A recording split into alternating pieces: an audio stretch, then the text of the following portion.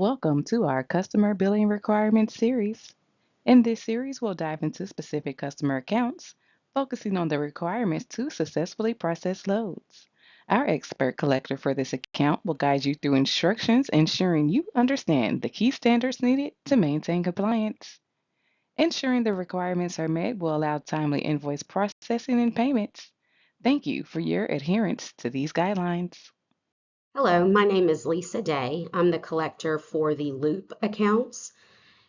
Loup is a web billed account by the assigned biller, Daniela Portella. The bill to codes are Loup Omni, Loupomne for Evans, and Stromneb, Stromneb for West.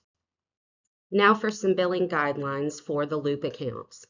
Loup utilizes an online portal, Alinea, where all events must be captured and reported in a timely manner within 15 minutes of transpiring. All events must be entered by the agents in real time as they occur. Corporate does not have access to this information for each load. If any load is missing any events, the load will not come over to the invoicing side. Examples of events are your arrival times, your departure times, empty returns, loaded equipment number, empty equipment number. Loup has begun a strict process of not accepting any required documentation after 7 days. It is very important to have all documents completed and uploaded prior to closing the load in the agent portal. As soon as the load is closed in the agent portal, the invoicing process begins. The documents are electronically sent to the Loup portal. Any documents that are not uploaded in the agent portal before closure of any load will not be transmitted to Loup. If that situation arises, it is up to the agent to upload necessary documents directly into the Alinea portal before that 7-day deadline.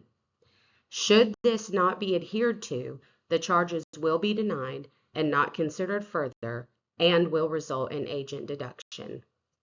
And that is 7 days from the load completion. Another thing to remember that Loup's online portal auto starts and stops detention. That is why it is highly important to update those arrivals and departures, those events, within 15 minutes of occurrence. What this does is that allows Loup to notify their customers that detention is happening.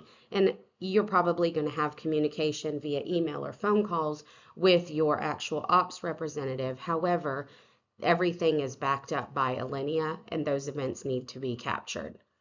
While Loup does understand that it can be time consuming, time is valuable and we all are busy, they will not be adjusting for detention for agencies that are not updating within the portal any longer. Failure to adhere to these guidelines and timeframes will result in agent deduction. As you know, you will find the tender that the Loup system generates, and on that tender you will always have a load ID or a by shipment ID. It's the same thing, just different terminology. The thing to remember is that if there are subsequent charges, you will need to obtain a secondary load ID from the ops representative you were working with on that load. Please see below here where it's got it highlighted for you to see and know what their load IDs look like. All loads for Loup are going to require a signed POD and BOL. 2 signatures are required for accessorial fees like detention. Both signatures and the times must be present and they all have to be on the same page. Times on PODs and BOLs need to align with the events, stop, start times, whatever, within the Alinea portal. Any flips or splits must have tickets and or the Loup approval email uploaded in the Alinea portal. We know that a lot of the depots or ports, they're not giving actual flip tickets anymore. They just quit doing it. But the conversation that you will have with your Loup ops person to get that fee added, that's the email where they agree to it. They say it's added. That's what you want to upload. Email approvals from Loop personnel or ops also need to be uploaded with the load in the agent portal. It is recommended to upload a copy of the most recent tender agreement in your load to ensure that all line items are accounted for. Pricing. Loop does hold a pricing contract with Evans. These are standard rates for items. Loop will provide those rates upon request. Please retain a copy of those rates. Loop utilizes a Dow rate system per day for fuel surcharge rates. Please be sure you are billing out as the portal shows. Always review your load in the Alinea portal prior to billing the load out in the agent portal. If there is a difference in the portal versus your tender or any line item, it is imperative to reach out to your Loop Ops representative prior to billing to get the issue fixed or explained. This process ensures that we are billing invoices correctly the first time so that our billing department can invoice in the portal in a timely manner. Keep in mind that no person at Loop sees the actual billing invoice. It is all electronically billed. I would like to thank the collective for taking the time to share the customer's billing requirements with us today.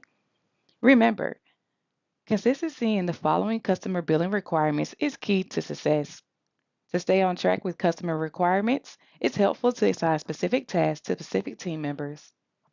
This ensures everything gets done correctly and on time. Using the same process across your office helps everyone stay consistent and avoid mistakes. Some customers send out weekly scorecards to show how well you're meeting their expectations for real time updates, accuracy, and consistency. If you need help with anything on your scorecard, feel free to reach out to Lisa Snyder.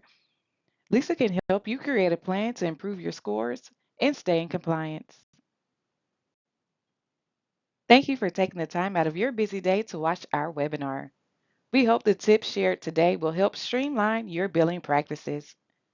Please do not hesitate to reach out to any member of the training team if you have any questions. Their email address is listed below. And again, thank you for watching and have a great day.